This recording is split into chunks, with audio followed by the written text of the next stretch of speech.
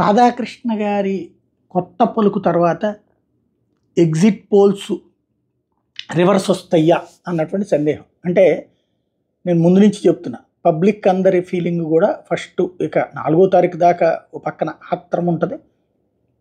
1వ తారీఖుకి 3 వంతులు రిలాక్స్ అవుతారు. కోపాలు వచ్చే వాళ్ళకి కోపాలు వస్తాయి. ఎందుకంటే ఎగ్జిట్ పోల్స్ అనేటువంటిది ఒక ట్రెండ్ని చూపెడుతుంటాయి కాబట్టి. అది సక్సెస్ అయినవి ఉన్నాయి, ఫెయిల్ అయినవి ఉన్నాయి. ఛత్తీస్గఢ్ లాంటి చోట్ల ఫెయిల్ అయినాయి. మధ్యప్రదేశ్లో 50-50 అయింది. రాజస్థాన్లో 70-30 అయింది.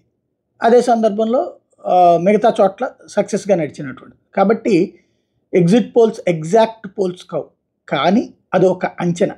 ఈ అంచనాలో చూసుకున్నప్పుడు రాధాకృష్ణ గారు రాసుకొచ్చింది ఎగ్జిట్ పోల్స్ ఎంతోమంది మేధావులు చెప్పినా, సోషల్ మీడియాలో ఏది పడితే అది చెప్పినా అన్నటువంటి పాయింట్ని పక్కన పెడితే అది ఆయన ఆక్రోషం. దాన్ని ఎవరూ ఫీల్ అవ్వాల్సిన పని లేదు. ఎందుకంటే ఇదివరకు పత్రికలో వార్త వస్తేనే గొప్ప విశేషం. పత్రికలో వచ్చిందంటే ఏదో ఉంది అన్నటువంటి ఫీలింగ్ ఉండేది. ఇప్పుడు పత్రికలను ఎవడూ నమ్మట్లే.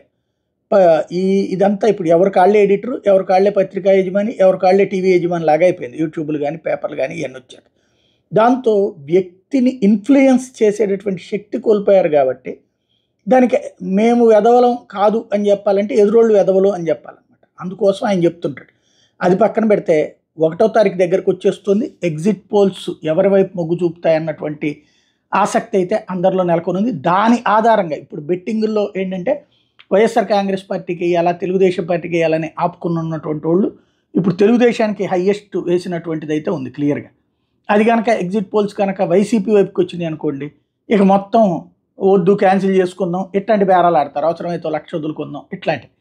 అదే కనుక తెలుగుదేశం పార్టీని గెలుస్తుందని ఎగ్జిట్ పోల్స్లో కూడా వచ్చింది అనుకోండి, ఇంకా చేస్తారు. ఇక వైఎస్ఆర్ కాంగ్రెస్ పార్టీ ఇప్పటికే 100కి 99 మంది ఎవడు వేయట్లేదు బెట్టింగ్. ఇప్పుడు రేపు పొద్దున ఇంకా అదే రూట్లో ఉండినా ఆశ్చర్యపోనక్కర్లేదు.